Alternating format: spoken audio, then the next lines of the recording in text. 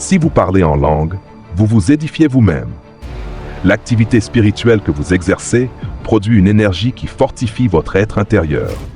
Mais ce qui rend celui qui prophétise supérieur à celui qui parle en langue, c'est que celui qui prophétise édifie toute l'Église. Cela signifie que la portée de son impact spirituel, l'étendue de la puissance qui accompagne sa capacité prophétique, dépasse celle que procure le simple parler en langue. Car l'objectif du ministère dans le corps de Christ est que les hommes soient édifiés. C'est précisément pour cette raison que la prophétie est considérée comme supérieure au parler en langue. Lorsque quelqu'un est édifié par le parler en langue, cette édification ne concerne que lui-même. Mais lorsque la prophétie est libérée, toute l'Église peut être fortifiée. Est-ce que vous me suivez? Il est également important de comprendre que le parler en langue comme moyen d'édification personnelle est différent du don des diverses sortes de langues. Le parler en langue comme instrument d'édification personnelle est un outil spirituel. C'est même le seul don que le Saint-Esprit vous donne et que vous pouvez exercer quand vous le souhaitez. Pourquoi? Parce que Dieu sait que votre capacité spirituelle dépend de votre aptitude à activer et à attiser les opérations de Christ à l'intérieur de votre vase. Et la méthode par laquelle les opérations de Christ sont stimulées est celle de l'édification personnelle. Cette méthode, c'est le parler en langue. Restez attentifs. Pour pouvoir me tenir ici aujourd'hui et vous prêcher, j'ai parlé en langue. Je n'ai même pas compté le nombre d'heures, mais je le fais depuis tant d'années que cela est devenu mon mode de vie. J'ai besoin de parler en langue afin d'activer l'énergie de Christ qui réside dans mon vase. Ainsi, il devient plus facile pour Christ de m'inspirer lorsque j'accomplis l'œuvre du ministère. Comprenez-vous cela? Ce système d'édification personnelle est nécessaire à chaque croyant afin de développer sa capacité spirituelle.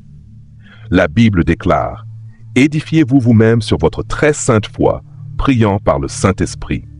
C'est une exhortation apostolique, un commandement.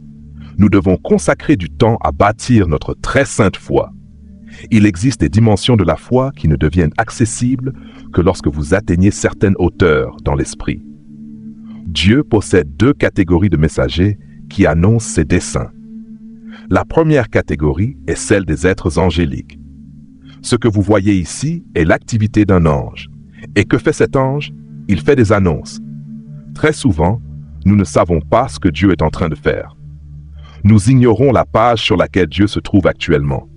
C'est pourquoi Dieu est déterminé à faire des annonces. Si vous êtes quelqu'un qui étudie les mouvements de Dieu, alors vous devez être dépositaire des annonces du ciel. Je vois beaucoup de croyants qui prient, mais ils ne connaissent pas les annonces de Dieu. Ils prient énormément, mais ils ignorent ce que le ciel est en train de déclarer. J'ai besoin de vous enseigner comment structurer votre cœur, afin que lorsqu'une annonce est faite, vous puissiez la capter. Parce que l'une des choses qui vous place dans une position d'avantage dans le royaume de Dieu, c'est d'avoir entendu les annonces du ciel.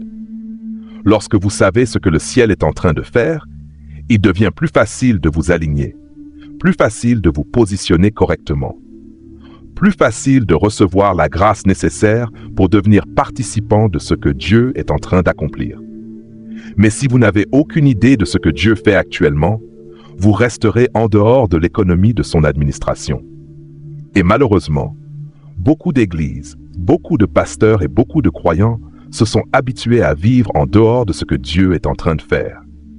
Ils s'y sont habitués. Si vous décidez de vous lever chaque nuit pendant 120 nuits consécutives, de minuit à 2 heures du matin, sans sujet de prière particulier, simplement pour vous tenir devant Dieu et parler en langue pendant 2 heures avant de retourner dormir.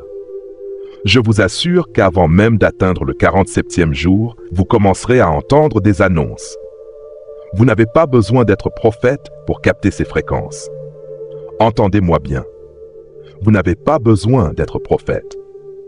Dès l'instant où vous commencez à prendre votre garde spirituelle au sérieux, le prophétique s'ouvrira à vous. Et la raison est liée à la prière de Moïse. Vous vous souvenez de ce que Moïse avait déclaré dans le livre des Nombres. Or, si tout le peuple de l'Éternel était composé de prophètes, et si l'Éternel mettait son esprit sur eux. La prière que Moïse avait faite dans l'Ancien Testament a reçu sa réponse dans le Nouveau Testament. Pourquoi? Parce que dans le Nouveau Testament, Dieu a répandu son esprit sur chacun de nous. Ainsi, toute personne née de nouveau porte désormais l'Esprit de Dieu sur sa vie. Et Jésus, en nous instruisant, a déclaré « Quand l'Esprit de vérité sera venu, il a expliqué qu'il viendrait avec plusieurs dimensions de bénédiction. Premièrement, il nous conduira dans toute la vérité. Cela signifie qu'il nous introduira dans le royaume des réalités spirituelles. Il placera la réalité entre nos mains. Il nous donnera la capacité de manipuler ce qui est invisible, d'entendre ce qui est inaudible, d'agir sur des réalités que personne ne nous a enseignées. Pourquoi?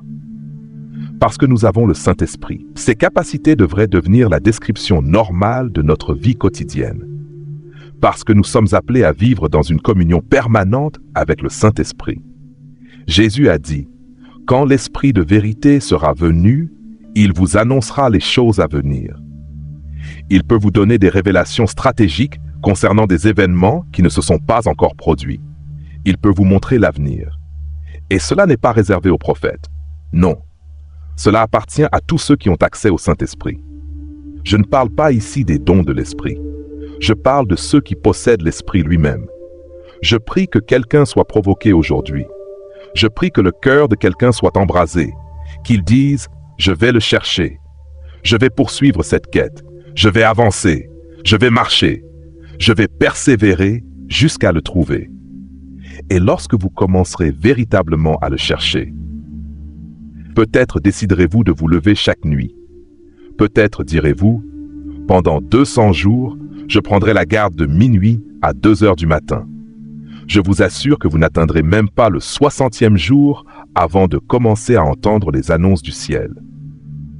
Cette portion contient plusieurs phrases extrêmement fortes qui peuvent aussi servir de titres YouTube viraux, notamment. Avant le 60e jour, vous commencerez à entendre les annonces du ciel. Rev. Theodore F. Young parlait en langue, et le ciel commencera à vous parler. Comment entendre les annonces du ciel? Theodore F. Young, le secret que les prophètes connaissent sur le Saint-Esprit, 2 heures par nuit, et Dieu commencera à vous parler. Vous n'avez pas besoin d'être prophète pour entendre Dieu. Le Saint-Esprit peut vous montrer l'avenir. Pourquoi certains chrétiens entendent le ciel et d'autres non? Les annonces du ciel sont réservées à ceux qui font ceci, jusqu'à ce que vous entendiez le ciel parler. Le simple fait que vous entendiez les annonces du ciel est déjà une preuve que vous avez pénétré dans les couloirs de sa présence, car telle est la nature de notre Dieu. Lorsque l'Esprit de vérité vient, vous pouvez avoir été baptisé du Saint-Esprit sans pour autant avoir encore rencontré l'Esprit de vérité dans cette dimension. C'est pourquoi vous devez vous lever. Vous devez prendre votre position de sentinelle. Vous devez commencer à exercer votre responsabilité en tant que veilleur. Vous devez vous tenir devant Dieu avec cette question dans votre cœur. Quelle est la prochaine directive du ciel? Quel est le prochain agenda de Dieu? Quelle est la prochaine politique du royaume afin que je puisse l'exécuter sur la terre? Si telle est réellement la disposition de votre cœur, alors il viendra à vous et il vous parlera. Je sais qu'il y a des jours où je monopolise Dieu. Oui, moi. Aussi petit que je sois, je le monopolise. Je l'ai déjà retenu dans ma chambre pendant 7 heures. Je ne sais pas s'il parlait à quelqu'un d'autre pendant ce temps, mais je sais qu'il était avec moi. Je ne sais pas si, dans votre territoire spirituel, il y avait une panne de courant céleste. Mais moi, je l'avais retenu pendant 7 heures. Et lorsque je suis ressorti après ces 7 heures de conversation avec Dieu, je savais quoi faire. Je savais où aller. Je savais qui appeler. Je savais à qui répondre. Je savais même quel numéro de téléphone bloquer définitivement. Lorsque vous entendez les annonces du ciel, vous devenez sage, parce que la plupart des annonces sont liées à l'avenir. Elles vous rendent stratégique. Êtes-vous avec moi? Si vous saviez aujourd'hui qu'un jour les nouilles instantanées deviendraient si rares qu'un seul paquet coûterait 7000 Naira, vous n'achèteriez pas les nouilles, vous achèteriez l'usine. Les annonces peuvent changer votre histoire du jour au lendemain. Peut-être que vous ne m'entendez pas. Croyez-vous encore la Bible? La Bible dit « L'Éternel est mon berger, je ne manquerai de rien. Si vous vivez dans la pauvreté, c'est parce qu'il n'est pas réellement votre berger. Il existe certaines choses dans l'alliance auxquelles vous n'aurez jamais accès tant que vous ne marcherez pas avec lui dans cette dimension. Ne laissez aucun prédicateur bavard vous tromper. Regardez d'abord sa propre vie. A-t-il réellement vu la lumière? Vous le saurez. Dans les écoles de théologie, on enseigne aux hommes comment parler. Mais connaît-il réellement Jéhovah? Car lorsqu'un homme connaît réellement Jéhovah, des preuves l'accompagnent. Il ne se contente pas de parler. Il manifeste des dimensions surnaturelles que la science est incapable d'expliquer. Cela signifie qu'il fait des affaires dans les profondeurs de Dieu. Et lorsqu'un tel homme vous parle, vous pouvez croire à son témoignage. Si quelqu'un ne possède aucune preuve surnaturelle de sa rencontre avec Dieu, alors il n'a pas encore rencontré Dieu comme il le prétend. Le Saint-Esprit est celui qui vous rend stratégique, mais le croyant moyen refuse d'attendre devant lui. Il préfère faire autre chose. Il préfère se plaindre. Il peut même retourner dans son village pour consulter un devin. Mais moi, je veux vous lancer un défi. Il est plus facile d'entendre Dieu que d'entendre le diable. Oui, il est plus facile d'entendre Dieu. Pourquoi? Parce que vous êtes né de nouveau, et l'Esprit de Dieu habite dans votre cœur. Comprenez-vous ce que cela implique? Combien d'entre vous ont déjà acheté un téléphone portable? Avant même d'y insérer une carte SIM, la calculatrice fonctionne déjà. La lampe torche fonctionne également. Le calendrier fonctionne. Vous pouvez consulter la date. Mais avez-vous acheté ce téléphone pour regarder la date? L'avez-vous acheté pour utiliser la lampe torche? Non. Vous l'avez acheté pour communiquer. N'est-ce pas vrai? Pourtant, cette capacité de communication ne peut jamais s'exprimer tant que vous n'avez pas inséré une carte SIM. La carte SIM interprète le potentiel du réseau. Elle vous donne accès à la connexion. Grâce à elle, vous pouvez naviguer sur Internet, consulter vos courriels, envoyer des messages, discuter avec quelqu'un qui se trouve à Los Angeles. Tout cela est possible grâce à la carte SIM. C'est exactement ce qui s'est produit le jour où vous avez donné votre vie à Jésus-Christ. Le Saint-Esprit est cette carte SIM. Il a été inséré dans votre homme intérieur. Voyez-vous, vous avez été créé comme un vase. Et ce vase a besoin de cette carte spirituelle pour fonctionner selon son potentiel véritable. Sans cette carte, seules les fonctions secondaires marchent. La calculatrice, la lampe torche. Mais votre objectif ultime reste inexploité. Et beaucoup d'entre vous ont construit leur vie sur des choses qui sont totalement éloignées de leur destinée véritable. Mais dès l'instant où la carte SIM du Saint-Esprit est activée dans votre vase, vous devenez compatible avec le réseau du ciel. Vous commencez à capter ce qui se passe dans les sphères de Dieu. Ce n'est pas moi qui l'ai dit, c'est Jésus qui l'a déclaré. Voilà pourquoi, lorsque vous décidez de faire de la prière votre principale occupation, comme je l'ai fait il y a de nombreuses années, alors les réalités spirituelles commencent à s'ouvrir. J'ai vu les démons qui tourmentaient ma famille. Je les ai vus. J'ai vu un hibou posé sur le toit de notre maison, et ce hibou dansait. Pendant qu'il dansait là-haut, mon grand frère devenait fou en ville. Moi, j'étais ailleurs. Mais je voyais le hibou, et je voyais ce qui arrivait à mon frère. À cette époque, Satan était un mystère pour nous. Tout le monde avait peur de lui, comme beaucoup d'entre vous aujourd'hui. Lorsqu'on parlait de ces choses, les gens fuyaient. Mais moi, j'ai pris une décision. J'ai décidé de chercher Dieu. Et c'est alors que j'ai découvert que j'étais déjà connecté au réseau céleste. Dès que j'ai commencé à chercher la face de Dieu, il a commencé à faire des annonces. Et à travers ces annonces, j'ai commencé à comprendre quelque chose. J'ai compris que les choses que je craignais autrefois étaient censées avoir peur de moi. Le hibou devait avoir peur parce que j'étais là. Le Seigneur doit parfois nous donner certaines annonces afin de recalibrer notre manière de penser, afin de nous préparer aux grandes choses qu'il veut accomplir. Les ténèbres qui oppriment votre famille, si seulement vous receviez les bonnes annonces du ciel, votre histoire serait différente. Lorsque vous pénétrez dans les sphères de Dieu, vous découvrez qu'il existe différentes catégories d'annonces célestes, car c'est ainsi que fonctionne notre Dieu. Je me souviens d'une période où je priais intensément. Pourquoi priais-je? Parce que j'avais observé quelque chose. Mon grand-père avait dépassé les 100 ans. Il marchait sans canne. Son dos était parfaitement droit. Sa vue était excellente. Il ne portait aucune lunette. Il allait jusqu'à supplier Dieu de le rappeler auprès de lui. Mais savez-vous ce qui me troublait? Depuis sa mort jusqu'à aujourd'hui, personne dans ma famille n'a réussi à atteindre l'âge de 70 ans. Moi, j'avais vu un homme dépasser les 100 ans.